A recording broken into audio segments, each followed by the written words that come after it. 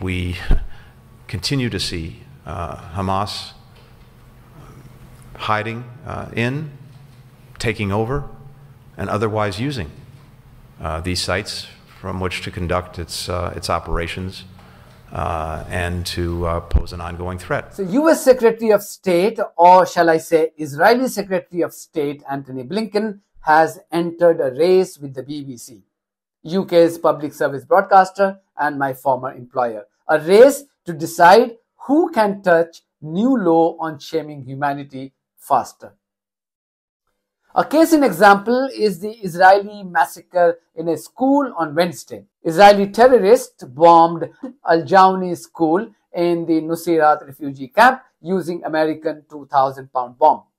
12,000 people who have been displaced multiple times from their homes by Israeli terrorists in the last 11 months were taking shelter there. There was a sizable presence of UNRWA staff members here.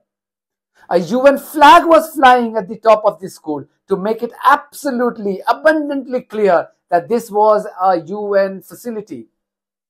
Only a few days ago, the same school was being used as a base to conduct the polio vaccination campaign.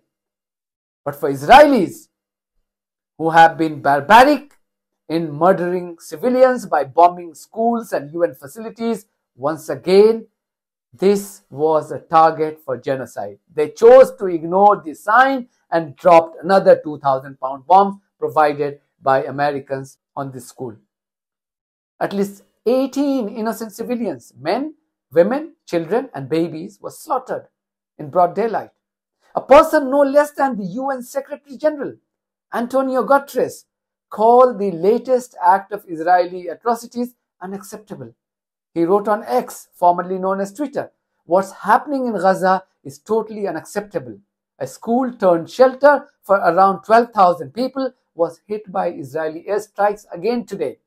6 of our UNRWA colleagues are among those killed. These dramatic violations of international humanitarian law need to stop now." End of quote. Philip Lazzarini, as if Antonio Gutterss wasn't reliable enough, Philip Lazzarini, who is the head of UNRWA, he too has now confirmed that the school was indeed sheltering civilians and UNRWA staff. He just told BBC's Hard Talk program that Israeli terrorists were deliberately targeting UN facilities. Quite a huge charge.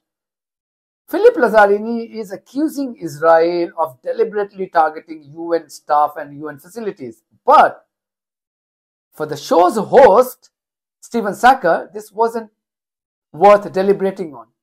This wasn't worth exploring on. Instead, he was more concerned in repeating Israeli lies on the school being another command and control center for Hamas. Stephen Sackur, who was humiliated, you have seen how he was humiliated by the president of Guyana after he tried to peddle the imperialist ideology during his interview. He simply doesn't have courage to ask Israeli terrorists for evidence, at least for once, to confirm that all those schools and hospitals that Israelis have destroyed, killing tens of thousands of people, including children and babies, were being used by Hamas as their command and control centers. At least once.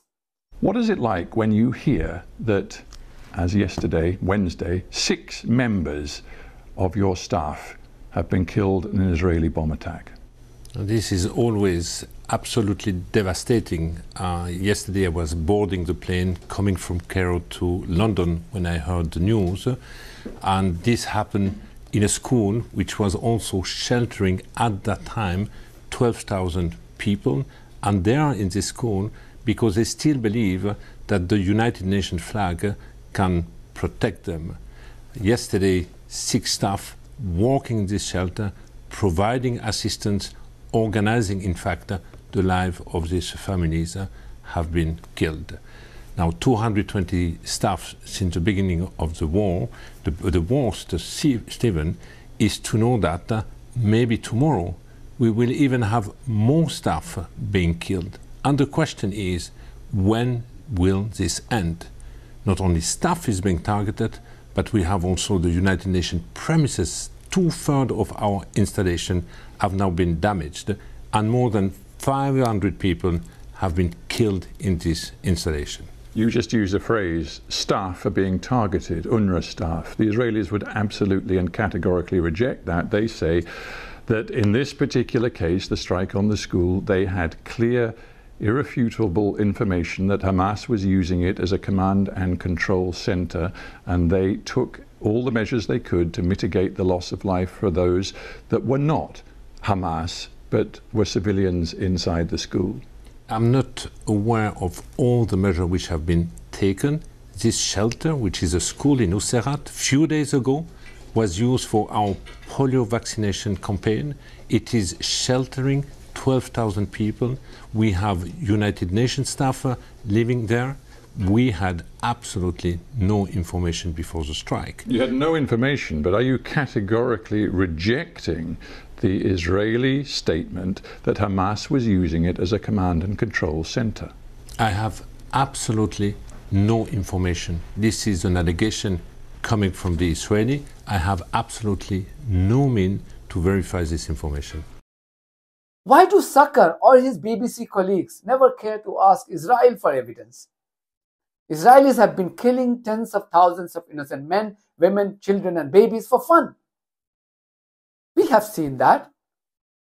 And each time they justify this genocide by simply stating that they were targeting Hamas without any evidence.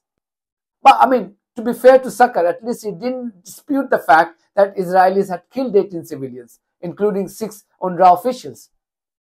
Earlier, his BBC colleague had called it a death from sky. From Jerusalem, Daniel Dasoni has sent this report. In clear daylight, death from the sky. As if they were killed by lightning strike. BBC online piece was cautious in its headline when it attributed the number of people killed by Hamas-run health ministry. Yes. In the headline they said, Hamas-run health ministry. This is nothing but a sheer mischief to create doubt in people's minds that the number may not be true. That's how pathetic and shameful this organization, where I once worked for 12 years, has become. This organization's spectacular downfall is astounding and beyond belief. What's even more shocking is the fact that the organization has zero remorse for its shameful conduct and the role of Radio Rwanda that it's proudly playing to support Israeli genocide. And once again, I repeat, this organization is funded by your money, my money, a lot of money through license fee. But giving BBC run for its money in touching a new law is Antony Blinken, US Secretary of State, who too has been pretty religious in peddling Israeli lies to justify the slaughter of innocent Palestinians by Israeli terrorists.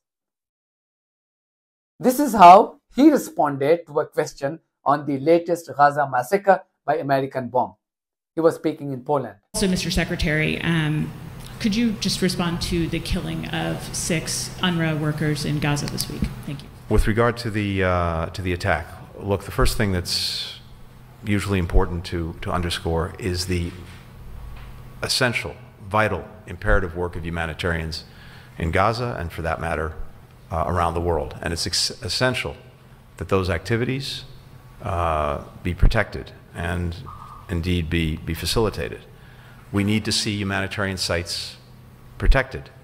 And that's something that we continue to raise with Israel. At the same time, we continue to see Hamas hiding in, taking over, and otherwise using these sites from which to conduct its operations and to pose an ongoing threat. And that, of course, has to stop because those actions are endangering civilians.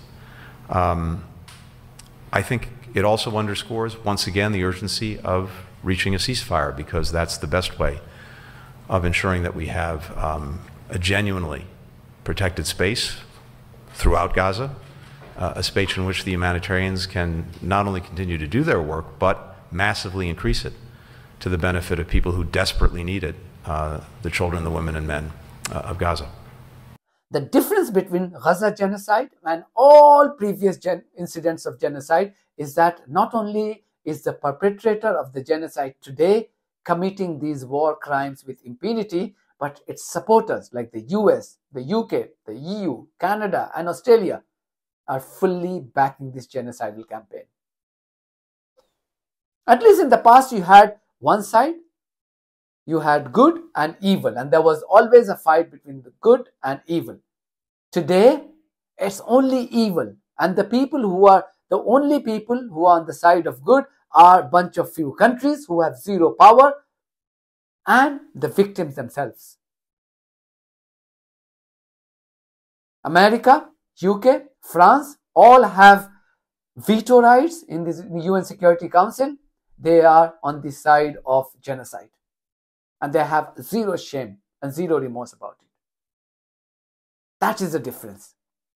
Anyway, that's it from me. I'm ever so grateful for your support of my journalism and this platform on buymecoffee.com and Patreon. If you too think that this platform is worth supporting, then you too would like to become a part of it. Thank you very much for watching this video. If you haven't subscribed to my channel, please do so, because that's one of the many ways you can support independent journalism. God bless you all.